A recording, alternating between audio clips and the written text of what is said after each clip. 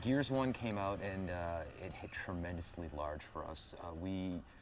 We were hoping it would be big. We were hoping the reviews would be great. We were hoping we'd sell a few copies, and our expectations were just completely blown away. You make a game and you think, well, we're making a really good game. We love to play this game. We can't stop playing. We love it. We think it's great. But it's really the fans who decide how successful you're going to be. And we were extremely fortunate. We caught the right wave, and people loved the game, and we got great review scores, and you can't ask for anything better than that. We were hoping for the best, and you know, kind of towards the end of the project, we were just getting really giddy and excited, and we really hoped that other people would feel the same way. I wasn't terribly surprised with the success of Gears of War, only because of how fun it was to play as we were making it. It was more of a surprise that we actually finished it on time and at such a high level, because it was such a tight crunch that summer finishing the game up, but we knew we had something special there. I think in gaming, it seems like it's a roll of the dice whether something's going to be good or not. But once I came here to Epic and saw the talent and saw the effort and the attitude and the love people put into what they were doing, you know, in a sense, I wasn't really surprised. I mean, everyone's here to do their best and put their best into their work, and it really shows, and I think it showed in Gears 1. With Gears 1, we could try a bunch of new stuff. People didn't have expectations about what does a shotgun do, etc. But with Gears 2, everything you change now has a following, and people are far more religious about, you know, their preferences with these things as they've been exposed to them for far longer. With Gears 2, yeah, there's a pressure to deliver a new experience for fans that are out there, that you want to keep them happy and you want to keep them engaged. But at the same time, you kind of know you have the core mechanic figured out. You kind of know that at the end of the day, your game is going to be fun. The question is, can you just deliver that new and exciting part that will keep people engaged? The first Gears was very much kind of a summer blockbuster type of narrative, and the sequel is, of course, that kind of roller coaster ride. But at the same time, we're digging in a little bit deeper on the story to really get to know who these guys are in Delta Squad. We wanted to open the game kind of with a recap as far as just reminding the player of what's at stake, what the situation is with the world, and we have the character of Chairman Prescott, who's delivering this kind of rousing speech to all the Coalition soldiers. The stranded are listening in on it. War is all we know. In the past, we fought for emulsion. We fought for country. We fought for freedom. But all that changed after E-Day. There are certain elements of the speech that were really important to me to convey, because I felt like, you know, the thing that people don't tend to do is they don't tend to do the math. Right, is that we talked about the Pendulum Wars as a 79-year war, that at the point of the Gears 2 starting, they've been fighting the Locust for 15 years now, right? So now we're talking about 94 years of conflict. That's essentially an entire generation that has never known peace. That if you can imagine a world, not like a World War I, World War II, we're talking about a planetary war that has gone on for like 94 years, essentially. So this is what kind of culture is that? What kind of life is that where you're expected to go into the Army? And it's all that kind of backstory that I don't think people had, a frame of reference they didn't have, and that's what I really wanted to come out of the speech, is this notion of, hey, all the time. Yeah, you know, and the fact that just that's going on, that people can speak to, that we have never known a time of peace, I think is a really important aspect of the backstory of the world. Originally, we did talk about, you know, doing Hoffman delivering the speech, and that didn't really quite work out, and I think that's what gave us a lot of this, you know, whole iterative process on it. And when we came up on the character of the chairman, which is something we'd cycled on but hadn't decided on, once we had him, and it took a minute to cast the right person, and once we had that in place, things got considerably smoother. It's interesting to see more about how the leadership structure of the Coalition is kind of built, as well as how the Locust leadership pans out, and to kind of see these layers of, you know, what's really going on in this war and who's responsible and who's leading the people. Right away, these guys came with, as I came onto the story, was the Maria angle. I think has become kind of the anchor in a lot of ways for the human part of the story, because we have this big macro story, this larger war that's going on with humanity and the Locust. But then I think it's really great to have this anchor with the Maria's story, and inevitably there's some dark parts to that. Dumb.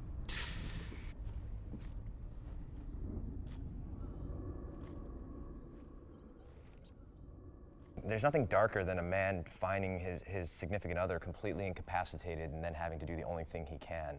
And it's really heavy stuff, and watching the scene to this day still gives me chills. Well, and it's interesting because as we shoot this, we have no idea what really everyone's reaction is going to be to it, and I think that's going to be really interesting to see, because I know it's going to be something that's going to be talked about, and it's not something you see hell, even in any media very often, especially visual media, let alone a game.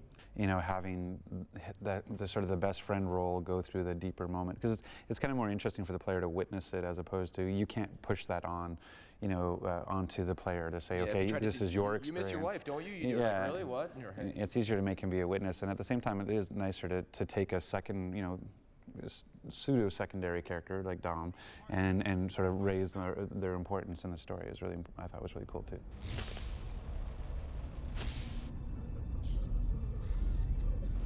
Writing for this medium is extremely tricky. We're still feeling out the ways that we can create a world, and it's not like a linear medium like television or film where you just go and shoot, like, okay, here's the 100-page script and you're done. You have to consider, how is this line being delivered? Are the characters walking around in the world? Is it a cutscene? Is it like a piece of dialogue over a loudspeaker? And we have so many different colors in our palette with which to paint the narrative, and there's not a lot of people in the world that can write for this medium. You know, games are an art form, something that we're all proud of, that we've put a lot of time into, that it's that time, I think, to where things that can really, a story in a game can last the test of time. I think, you know, you have a lot of games from a Half-Life 2 to a BioShock most recently that, you know, people talk about it. I mean, when the story affects people. We have about a little over 40 cinematics that we're working on, that we've gone through the entire process of mocapping and preparing and getting together for Gears 2. Once we get a script, we'll look over the script, decide how we can make this work in a scene, and then once we've kind of narrowed it down, they'll usually go and have the voice actors record the audio. Cole, Baird, stay here and guard the Centaur. Dom, you come with me. Marcus is a badass sergeant. We find out that he's been basically a soldier that was put in prison for whatever he did, and he's back out now as a gear again because they need him. What's interesting about building on this character, you know, from the first game to the second game, it's just different because we just see him growing. We see the relationship between himself and Dom and Cole and Baird. Everybody in the crew that, you know, you didn't really get to see before, and it's just it's a little bit more intricate a plot line. You know, there's a lot of different stuff going on, and I think emotionally for the character, it's a lot more. Hang in there, Rook. We'll be there soon. Let's go find Carmine. When you build a character, it's got to come from the ground up. So it's, you know, there's all sorts of things that come together. So yeah, it's the description, it's the picture, it's the, you know, it's the attitude. It's just like, oh, okay, and you just piece it all together and you kind of throw it together. And it's funny because I had the feeling you're going to ask me about was there any other voice that I tried with it, and really there wasn't. There wasn't. It just seemed like this guy needed to be, that was it. Right here, you know, boom, taking care of business. And that's just kind of where I went with it. Dominic Santiago is Marcus Phoenix's best friend and ally, and he's one of the protagonists in Gears of War and Gears of War 2. He has got a lot of experience in the field fighting the Locusts, and he's a kick-ass guy. The voice really came from making it all really real, the idea that, you know, you could die at any moment, that when there's battle, it's really real, and you know, not really going over the top, but making sure that you make it a sincere situation, that you really are in combat, that you really are caring about your friend, that you've got, that if the stakes are high in the scene, that they really are high, that, you know, you can hear that in the voice. Ah! God damn it! He's got so many personal, not demons, but things that are going on in his head that he doesn't necessarily share with Marcus or share with the other characters.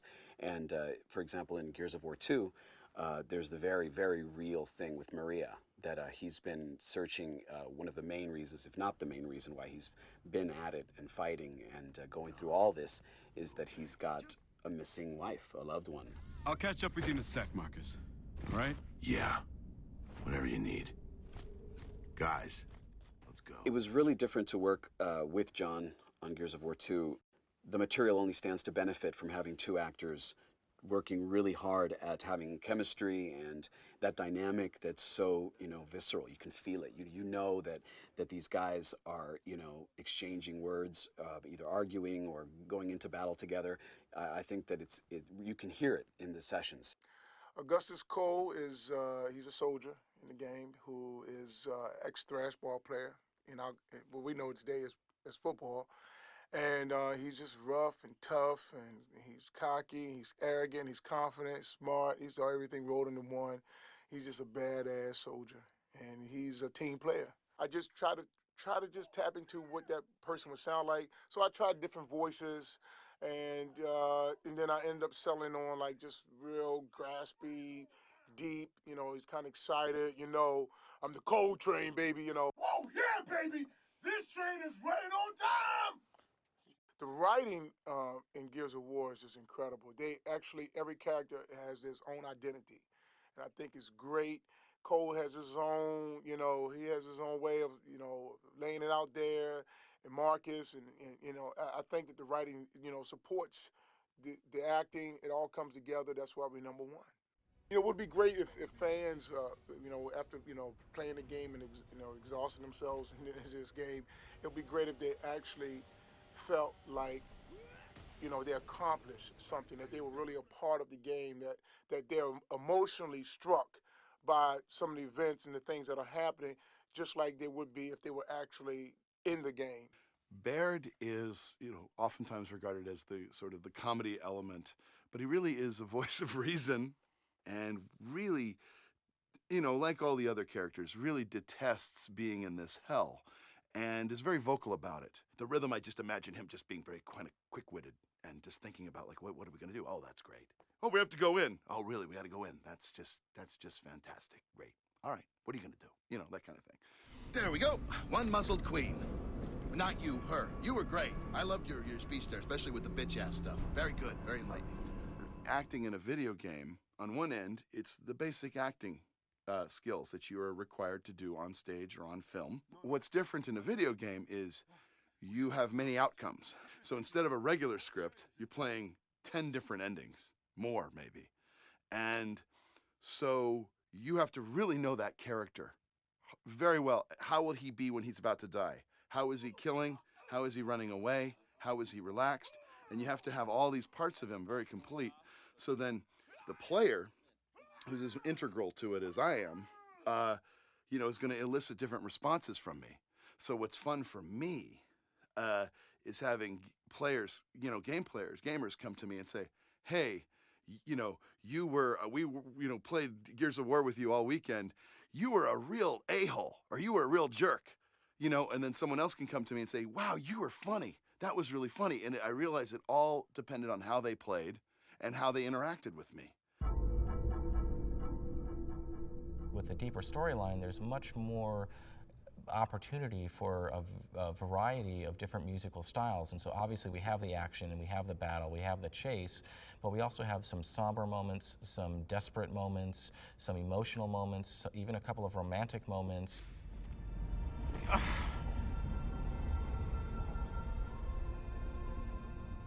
We recorded the score at Skywalker Ranch out in California, and it was done in 2 different sessions. The first session was recording the orchestra, which is essentially a big string section, big brass and woodwind section together. And then the second day was recording all of the live choir. And so the choir and the orchestra never performed together, so that in the end, when we're mixing in the studio, having things recorded individually like this allows us much more control over the final mix.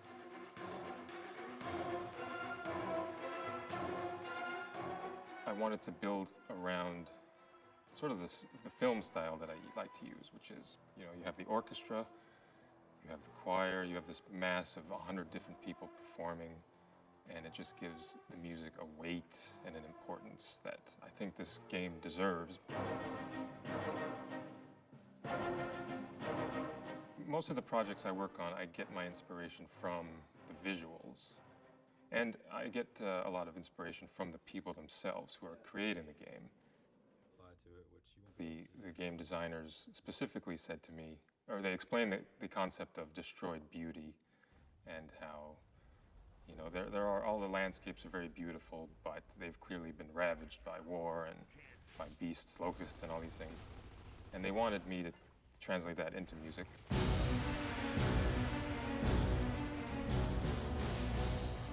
I can take a sound that's normally considered, nice, pleasant sound, and destroy it, basically, run it through all kinds of, right now we have a lot of cool technology, computers, and all kinds of effects you can play with, and really create some unique sounds.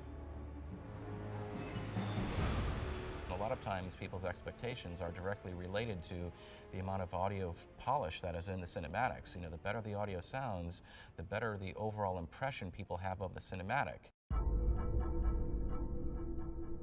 Once we get our mocap actors together and get here in the mocap studio, I'll set the computer up.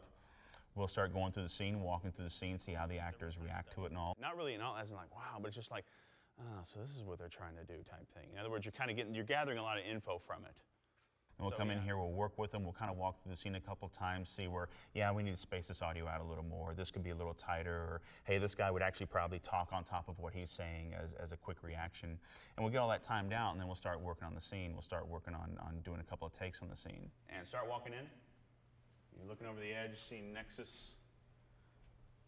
And Dom, here comes your first line. I think we found our Locust stronghold. Nexus. Here comes the next Now line. where do we find the Queen? My bet's on that tower in the middle.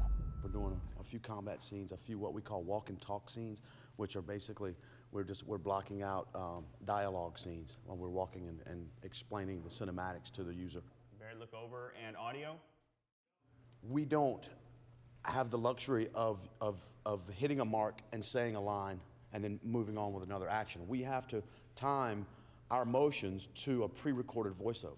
We don't have to worry about camera angles, and that's really liberating for an actor, as far as not having to worry about. In film acting, we have to have a sixth sense and worry about, are we in close-up, are we in a two-shot, what are we doing as far as where the camera is? Well, in motion capture, all of these cameras are picking us up at all times. So once we finish shooting, they can change the camera angle anywhere they want. In film acting, one of the old cliches is less is more, and it comes across as very subtle.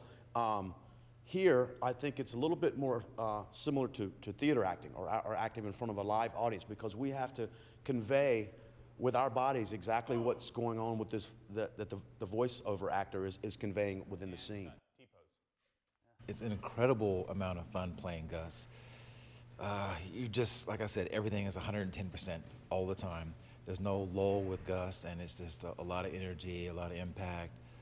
He's just a mean, big, tough guy with the guns and everything, you know. So he's a bigger than life character. You grumpy ass bitches are going down, like way down, dead down, so down you ain't gonna know which way is up. Your ass is gonna be crying to your stink queen, like, oh mommy, don't let the bad men hurt us, but we gonna whoop your mama's ass.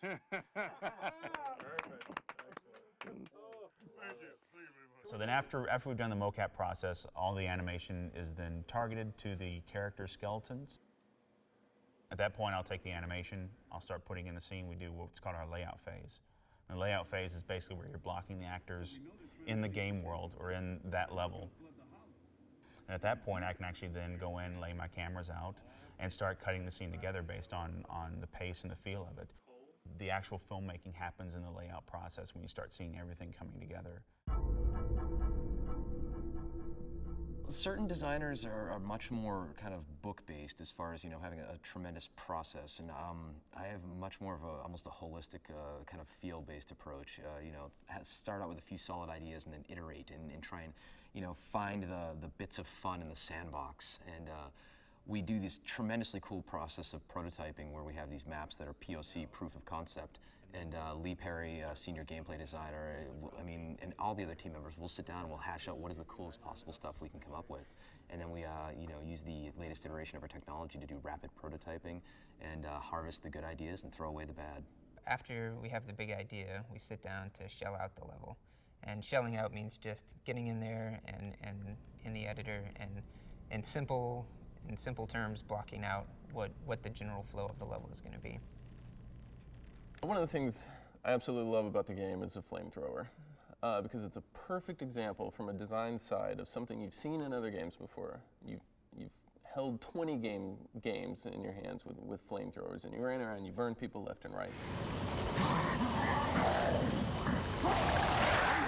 You had one element to the game, being a cover system, for example, and you've never blind fired a flamethrower. You've never reached around, slammed up behind something and fired it around the cover. You've never used it in this way. You can look at something and say, oh, flamethrower, whatever, that's not new. But it's about context and giving a player an experience with something that is new.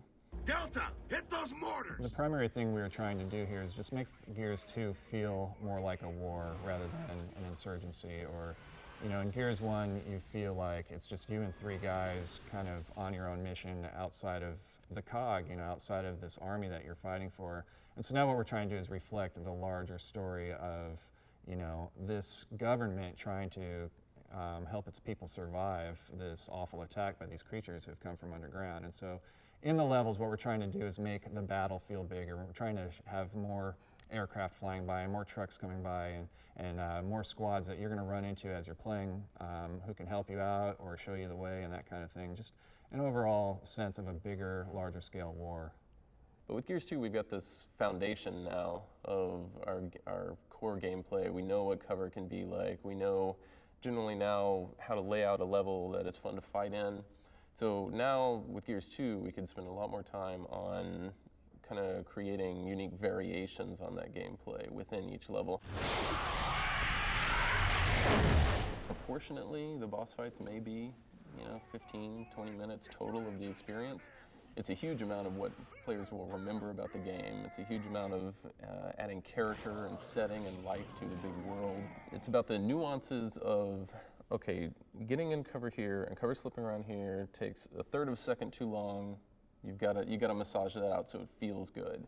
It doesn't matter what your game concept is, it's got to feel good to pick it up and control it. And when you pick up a game that does feel good, you know it immediately. We have several new gameplay modes in multiplayer this time around. We have Horde, which is co-op play, 4 or 5 of your buddies fighting against AI.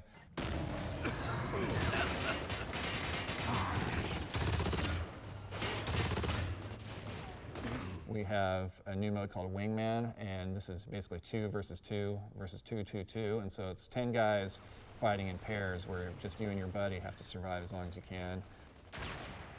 Normally when you're playing like Warzone, which is now 5-on-5, there's 5 enemies for you to take out, and you have 4 buddies that might also take out those enemies. Now in Wingman, I just have 1 friend, and there's 8 other guys that I can take out. And the second you spawn in a Wingman match, you have to be careful and watch your 6 because people are running around and taking each other out from the get-go, and it's tremendously exciting.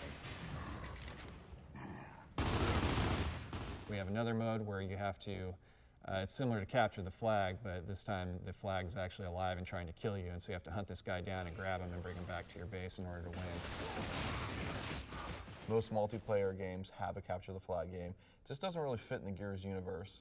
It'd be kind of, weird to see Marcus Phoenix running around a map with a bright red flag or something.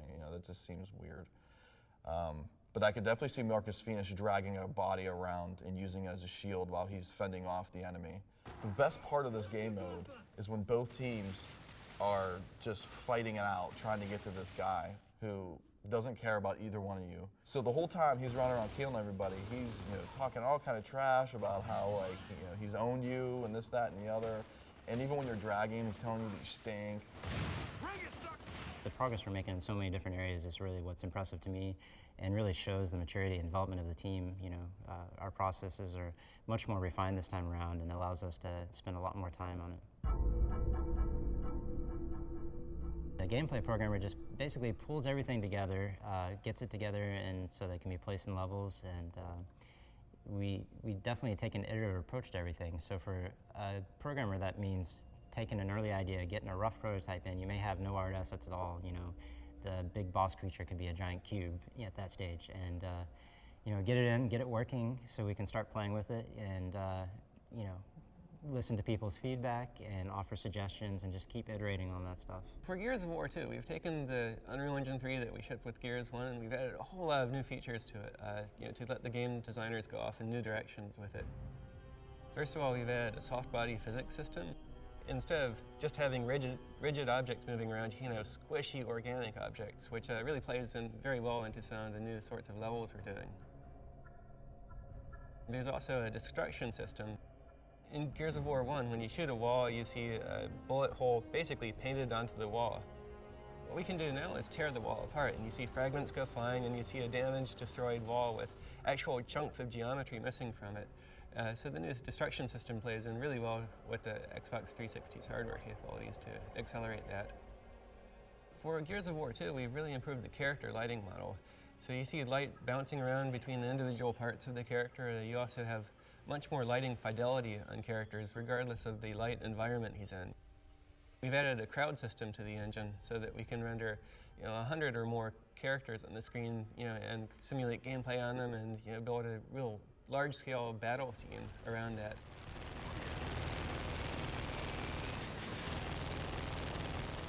Gears 1 was a highly visual game. It had some awesome graphics. And with Gears 2, we really want to continue that and raise the bar. We sit down with design, and they come up with a story arc and stories and characters and things like that. And then what I do is I'll go back and we'll break that out and start concepting. I'll sit down with the concept artists and we'll say, hey, we need these creatures, such and such design wants them to behave this way. We'll do a back and forth, and we'll open the feedback loop up. We'll get design in on it. Hey, how's this working? How's that working? We'll riff with those guys, and things will start coming together.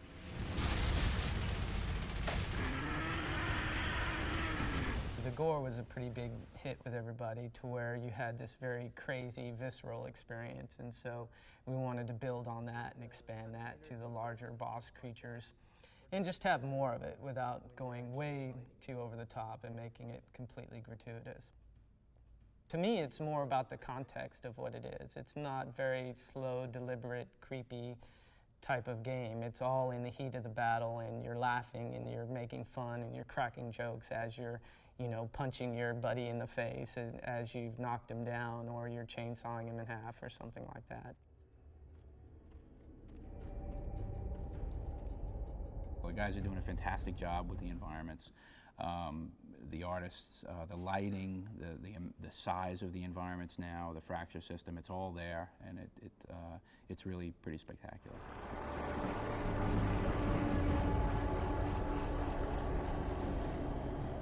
On the Riftworm, for example, we have a lot of this interior, fleshy, organic, really disgusting, environments, and within that map, Marcus is chainsawing through arteries and hearts and all of this. And so what we actually did is, instead of using library sounds or anything like that, we did a custom Foley session where we actually went to the grocery store and bought a few $100s worth of meat and chicken and macaroni and cheese and oatmeal, and we set up all of these different containers of different size and different types of combinations of sludge and meat.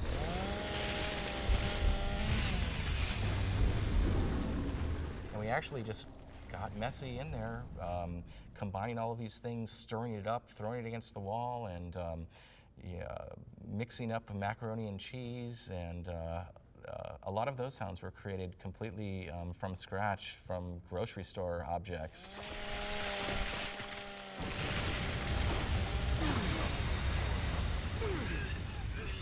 Control! Delta here. We just,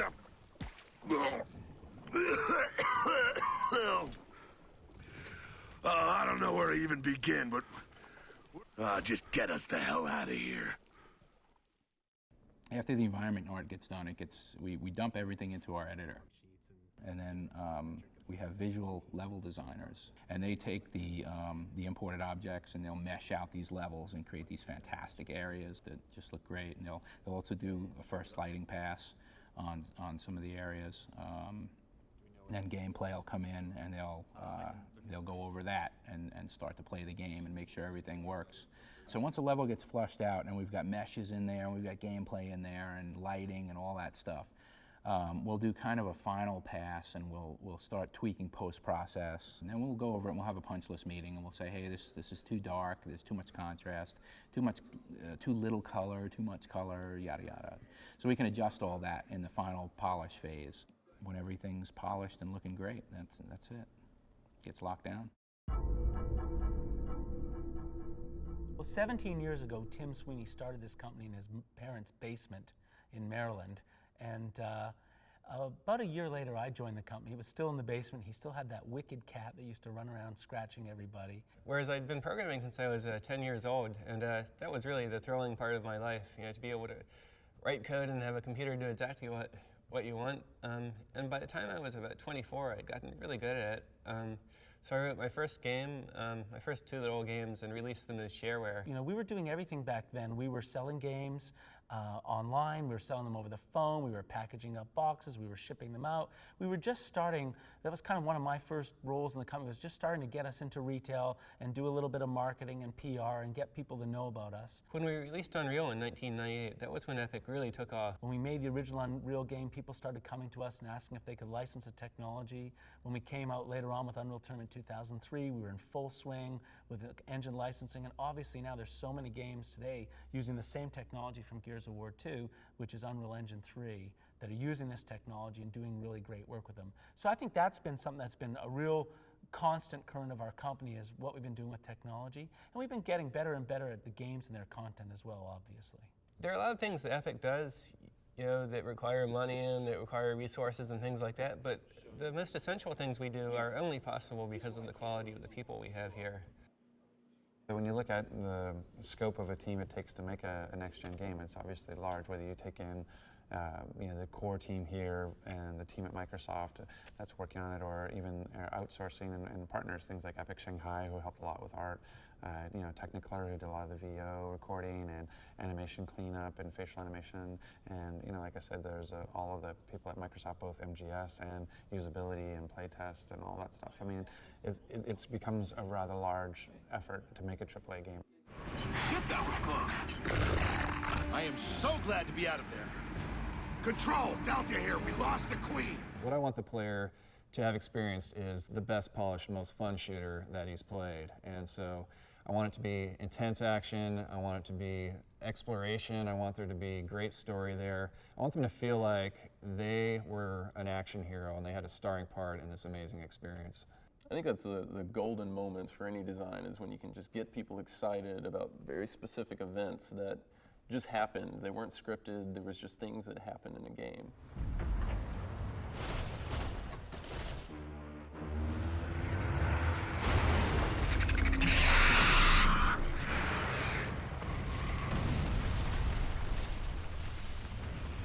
I want them to love the experience. I want them to go in there and just be like, this is hardcore, this is great.